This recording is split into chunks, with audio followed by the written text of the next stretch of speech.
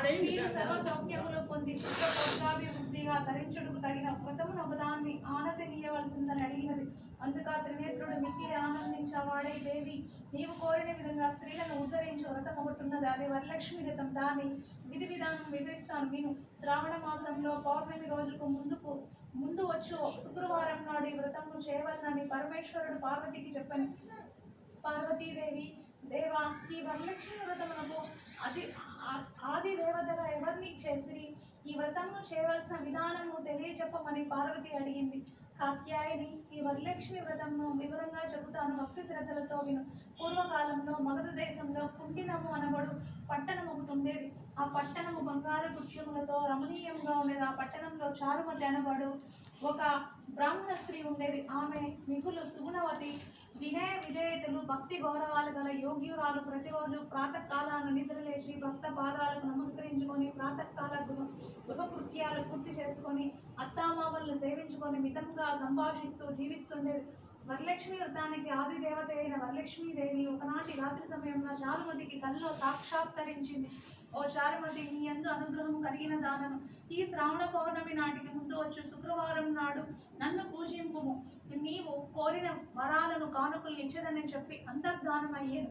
చారుమతి అత్యంత ఆనందమును పొంది, హే జనని, నీ కృపా కటాక్షములు కలిగిన వారు ధన్యులు, వారు సంపన్నులుగా విద్వాంసులుగా అయ్యేదరు. ఓ పావని, నా పూర్వజన్మ సుకృతం వలన నీ పాదదర్శనం నాకు కలిగింది అని పరిపరి విధాల వరలక్ష్మీదేవిని స్తుతించింది. చారుమతి మేల్కొని అదంతా కలలాగా గుర్తించి తన కళను భర్తకు అత్తమామలకు తెలియజెప్పింది. వారు మిక్కిలి ఆనందించిన వారే చారుమతిని వరలక్ష్మి వ్రతమును చేసుకోవాల్సిందని చెప్పారు.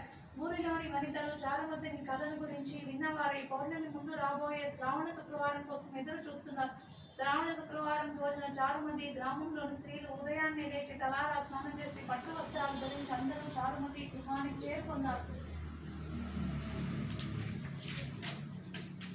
ఆమె గృహంలో మండపం ఏర్పరిచి ఆ మండపంపై బియ్యం పోసి పంచపల్లవాలు, రాగి, జువ్వి, మర్రి, మామిడి, ఉత్తరేణి మొదలగు పల్లవములచే కలుషం ఏర్పాటు చేసే వరలక్ష్మీదేవి సంకల్ప విధులతో సర్వమంగళ మాంగళ్యే శివే సర్వార్థ సాధికే శరణ్యే త్రయంబకే దేవి నారాయణి నమస్తుతే అని ఆహ్వానించి ప్రతిష్ఠించుకున్నారు.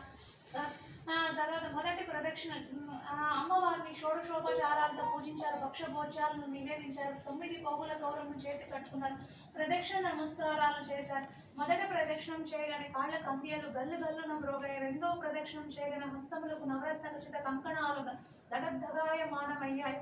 మూడవ ప్రదక్షిణం చేయగానే అందరూ సర్వాభరణ భూషితులయ్యారు. చారుమతి యొక్క వరలక్ష్మి వ్రతం ఫలితంగా ఇతర స్త్రీల యొక్క ఇల్లు ధనకనక వస్తు వాహనాలతో నిండిపోయాయి.